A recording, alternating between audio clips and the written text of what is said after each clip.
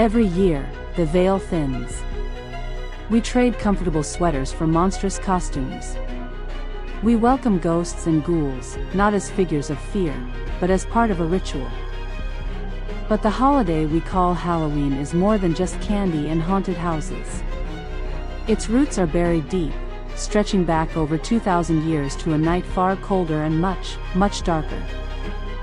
To truly understand the 31st of October, we must travel back to the ancient Celtic world, where the year died, and the spirits walked the earth.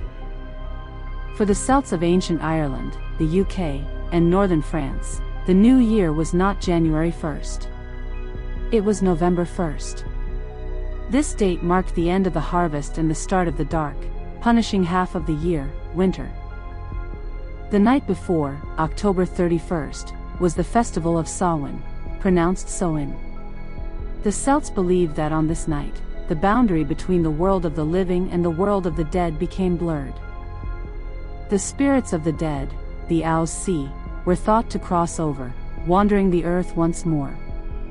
While some were ancestors welcomed home, others were malevolent, wreaking havoc on crops and demanding tribute. To celebrate and appease these powerful entities, the Celtic priests, known as the Druids, would build enormous, sacred bonfires. People would gather, burning parts of the harvest and even sacrificing animals. And to fool or ward off the dangerous spirits, they developed the custom of costumes. They draped themselves in animal heads and skins, crude disguises intended to make them look like fellow spirits, ensuring they wouldn't be recognized or taken. This was Samhain, a night of communion with the dead, protective ritual, and bone-chilling necessity. As the Roman Empire expanded and Christianity spread across Europe, the old pagan festivals were slowly absorbed or replaced. The Church needed a new holy day to supplant Samhain. By the 8th and 9th centuries, All Saints' Day, a day to honor saints and martyrs, was moved to November 1st. The night before, the night of Samhain, became known as All Hallows' Eve. This new Christian holiday embraced many of the ancient customs. Instead of offering sacrifices to Druid gods, people began the tradition of souling. Poor citizens would travel from village to village, asking for baked goods called soul cakes. In return for the cakes, they promised to pray for the souls of the departed relatives of the household that gave them the treat. The costumes also evolved. Instead of animal skins, people dressed as saints, angels, devils, or demons, figures that represented the various forces acknowledged by the Church. The line between pagan protection and Christian observance was now completely blurred.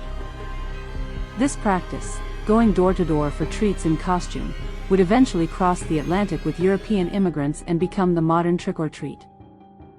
But what of the most recognizable symbol of Halloween?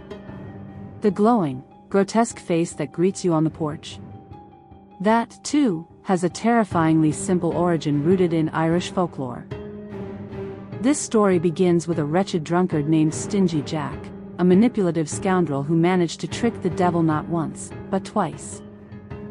When Jack eventually died, he was too wicked to enter heaven. But having thoroughly antagonized the devil, he was also denied entry to hell. The devil gave Jack a single burning ember from the fires of the underworld and banished him to wander the earth forever. Jack hollowed out a turnip, the most common root vegetable in Ireland, placed the coal inside, and used it as a lantern to light his lonely path. He became known as Jack of the Lantern, or JackOLantern. Irish and Scottish immigrants brought this legend to America. When they discovered the native pumpkin, a much larger and softer gourd, was easier to carve, the tradition we know today was born. So, the next time you see a carved face, light a bonfire, or hand out candy, remember the ancient roots. You are not just celebrating a modern holiday. You are participating in a 2,000-year-old ceremony that began with fire, fear, and the dark, thin veil between the living and the dead. Thank you for watching. If you want more true stories of the strange, dark, and mysterious, subscribe and ring the bell.